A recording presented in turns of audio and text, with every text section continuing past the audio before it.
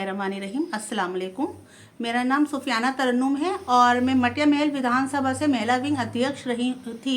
और मैं आपके चैनल के माध्यम से कहना चाहती हूँ कि मैंने आम आदमी पार्टी से इस पद से रिज़ाइन कर दिया। तो मैडम हम ये जानना चाहेंगे आपसे, आखिर आम आदमी पार्टी में आपको ऐसी क्या परेशानियां सामने आई जो आप अच्छे ओहदे से आप इस्तीफा देने के लिए अग्रसर हो गए? सर ऐसा है, आम आदमी पार्टी के जो लोग हैं वो हिंदू मुस्लिम करते हैं।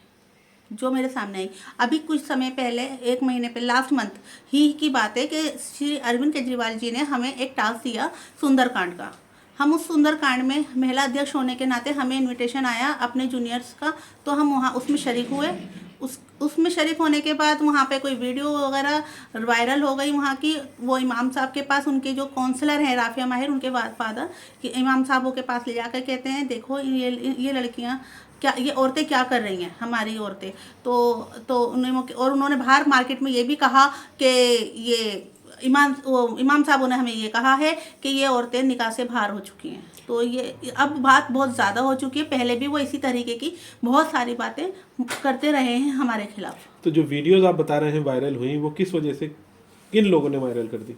वो इन्हीं लोगों जो वीडियो बनी थी फेसबुक में डालते ही, आपको पता ही है आजकल का सोशल मीडिया के लिए, तो वहाँ से वीडियो लेकर उन्होंने हमारी जो रिश्तेदारी का लोग थे सबको वायरल करी कि देखो तुम्हारे यहाँ की लड़की औरतें क्या कर रही हैं, मंदिरों में जा रही हैं और देखो क्या पढ़ रही हैं। उनसे ये पूछा जाए कि अगर होठ हिल रहे हैं, आपने सुना था कि मैं वो पढ़ रही थी, अगर तो आप होठ हिल रहे हैं तो इसका मतलब ये है कि मैं वहाँ पर सुंदरकांड पढ़ रही थी।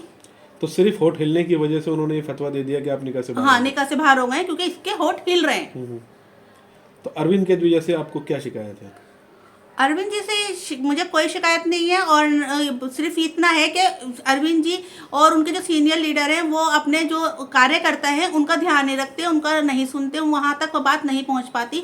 मैंने कई सीनियर लीडर से, अपनी महिला विंग की जो प्रेसिडेंट हैं सारिका चौधरी जी, वहाँ तक भी बात पहुँचाई कि मेरे साथ इस तरीके का हुआ है। वो कहती है नहीं छोड़ो, मैं अब तुम्हारी बात करवा दूंगी, ख़त्म करो। हर वक्त कई बार कई मसलों में मैंने महिला विंग के सामने अपनी प्रॉब्लम रखी लेकिन नहीं सुनी गई मेरी।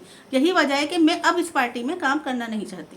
तो अब जैसा आपने इरादा बना लिया है कि पार्टी को आपने छोड़ ही दिया है, जब आपने वीडियो पे आके कह दिया टीवी पे कि आपने इस्तीफा दे चुके हैं, तो अब आगे का क्या प्लान आपने सोच रखा है? मैं, हाँ, आपके चैनल के माध्यम से मैं कह चुकी हूँ कि मैंने इस्तीफा, मतलब मैं अब इस पार्टी को छोड़ चुकी हूँ और आगे का प्लान ये है कि काम करेंगे। हम यहाँ पर आए थे लोगों की खिदमत करने के लिए, लोगों का साथ देने के लिए, हम उसमें लगे रहेंगे। तो किसी पार्टी को ज्वाइन करने का इरादा है या इंडिविजुअली आप काम करेंगे? हम इंडिविजुअल ही काम करेंगे मोदी जी के साथ। तो अभी मोदी जी के साथ जब आप काम करेंगे तो डायरेक्टली या इनडायरेक्टली आप बीजेपी में ज्वाइन करने वाले हैं? मैं अभी तो ये नहीं कह सकती मैं ज्वाइन करके करूँगी या इंडिविजुअली करूँगी, लेकिन हाँ, मैं मोदी पॉलिसी के साथ काम करूँगी। अच्छा, जैसा आपने बताया कि आप मोदी नीति पे काम करना चाहेंगे, तो ऐसा क्या वजह है जो आप मोदी नीति पे काम करना चाहेंगे? मोदी नीति में काम करने की वजह यह है कि मोदी जी जो बोलते हैं वो करते हैं।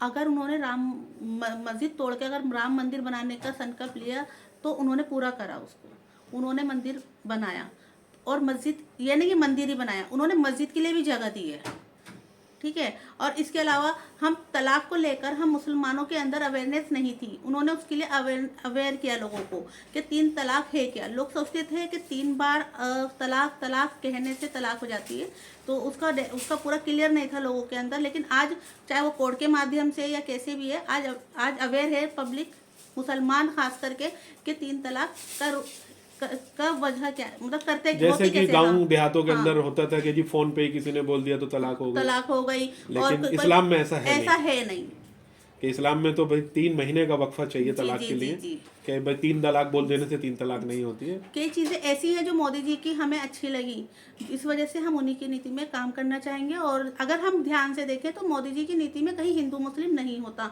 ये तो बस पॉलिटिक्स है। तो आप अरविंद केजरीवाल जी को क्या सलाह मशवरा देना चाहेंगे कि वो राजनीति में क्या सुधार करें?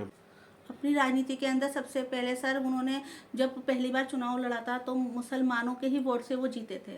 लेकिन आपने देखा जहांगीरपुरी का मामला आया, या फिर मुस्तफ़ाबाद का केस देख लीजिए, कहीं पे भी वो नहीं बोले। तो अगर वो आगे राजनीति में दोबारा से वही चाहते हैं, पहले वाला ही केजरीवाल नजर आए, तो उनको मुसलमानों को साथ लेकर चलना चाहिए। चलिए, धन्यवाद।